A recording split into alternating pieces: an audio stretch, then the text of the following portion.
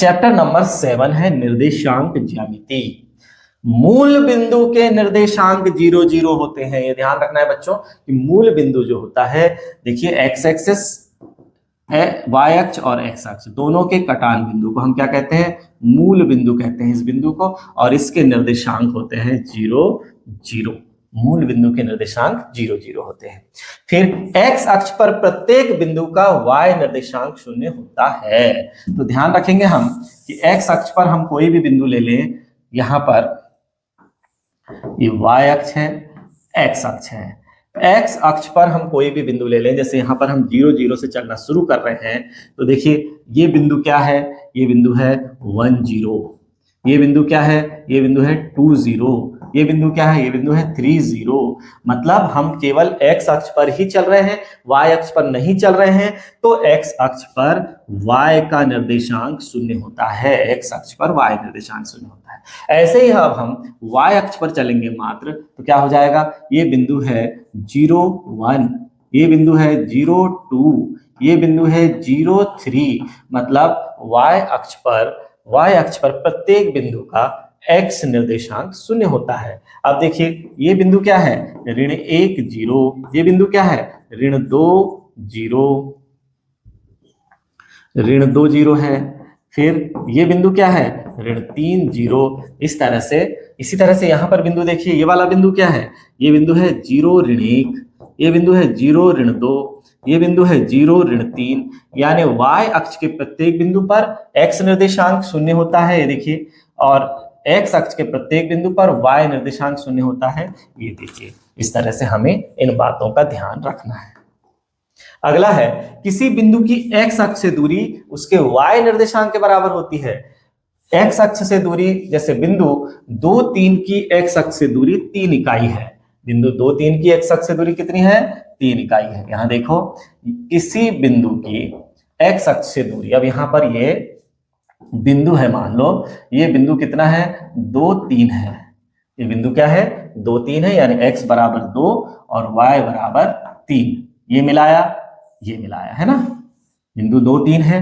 तो इसकी पूछा है कि किसी बिंदु की x अक्ष से दूरी उसके y निर्देशांक के बराबर होती है, कैसे होगी? ये है हमारा x अक्ष। इस x अक्ष से ये बिंदु कितनी दूरी पर है? तो देखिए 1 इकाई यहां तक है, 2 इकाई यहां तक है, 3 इकाई।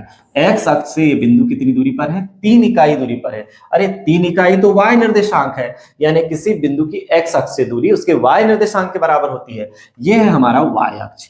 y अक्ष से इस बिंदु की दूरी कितनी है? यहां से यहां तक 1 इकाई है, देखो 1 इकाई है ना, यहां से यहां तक 2 इकाई है। तो y अक्ष से इस बिंदु की दूरी कितनी है? अरे ये तो x निर्देशांक के बराबर है।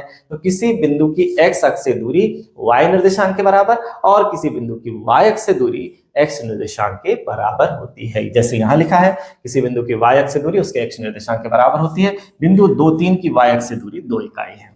अब आगे आया बिंदु xy की मूल बिंदु से दूरी। ये जो बिंदु है, मान लो xy है, ये बिंदु कौन है? xy है। इसकी मूल बिंदु 0 0 से दूरी कितनी होगी? x2 - x1 पूरे का वर्ग अंडर रूट के अंदर धन y2 - y1 पूरे का वर्ग। तो हमें जब पता चला कि पहला बिंदु तो मूल बिंदु ही है, इसलिए यहां पर दूसरे बिंदु को xy यदि मानेंगे तो x वर्ग धन y वर्ग प्राप्त हो जाएगा। तो किसी बिंदु की मूल बिंदु से दूरी under root x² plus y² है। आगे हमारे पास बिंदुओं a बराबर दिया है x1 y1 और b बराबर दिया है x2 y2 को जोड़ने वाले रेखाखंड AB के मध्य बिंदु के निर्देशांक क्या होंगे? मध्य बिंदु के निर्देशांक, जैसे हमारे पास एक बिंदु है x1 y1 और दूसरा बिंदु है x2 y2। इनके मध्य बिंदु के निर्देशांक, बीचों बीच का बिंदु कैसे निकालते हैं? बीचों बीच का बिंदु कैसे निकालते हैं? जैसे हम माध्य निकालते हैं वैसे। ये देखिए, पहला x का मान कैसे निकलेगा? x1 धन x2 बटे 2, और y का मान कैसे निकलेगा? y1 धन y2 बटे 2। दोनों को जोड़ के उनका आधा कर देना, तो वो होता है मध्य बिंदु के निर्देशांक। आगे दिया हुआ है बिंदुओं 2 3 एवं 4 1 के बीच की दूरी 2 करनी 2 है। तो कैसे है? तो यहां पर हम निकाल लेते हैं। दो बिंदुओं के बीच की दूरी, मान लो बिंदु कौन है? AB है, तो अंडर रूट हो जाएगा x2 - x1 पूरे का वर्ग धन y2 - y1 पूरे का वर्ग। तो हम यहां पर मान लेते हैं कि x1 y1 की वैल्यू क्या दी गई है, यहाँ पर x1 y1 की वैल्यू 2 3 दी गई है, और b x2 y2 की वैल्यू कितनी दी गई है, यहाँ पर 4 1 दी गई है। तो यहाँ पर हम मान रख देंगे तो क्या प्राप्त हो जाएगा, ए बी बराबर अंडर रूट। अब यहाँ पर x2 मतलब 4, x1 मतलब 2, 4 ऋण 2 पूरे का वर्ग धन y2 मतलब 1, y1 मतलब 3 पूरे का वर्ग। तो ए बी हमें क्या प्राप्त हो जाएगा, ए बी हमें प्राप्त हो जाएगा अंडर रूट 4 ऋण 2 मतलब 2 का वर्ग धन ऋण 2 का वर्ग। तो ए बी हमें प्राप्त हो जाएगा 4 ऋण 2 का वर्ग भी कितना 4, तो ए बी बराबर हो जाएगा अंडर रूट 8। 8 को हम क्या लिख सकते हैं, 2 गुणा 2 गुणा 2। अब 2 का जोड़ा बन गया तो बाहर हो जाएगा 2 करनी 2। यहाँ पर 2 करनी 2 इकाई हमें प्राप्त हुआ इन दोनों बिंदुओं के बीच की दूरी।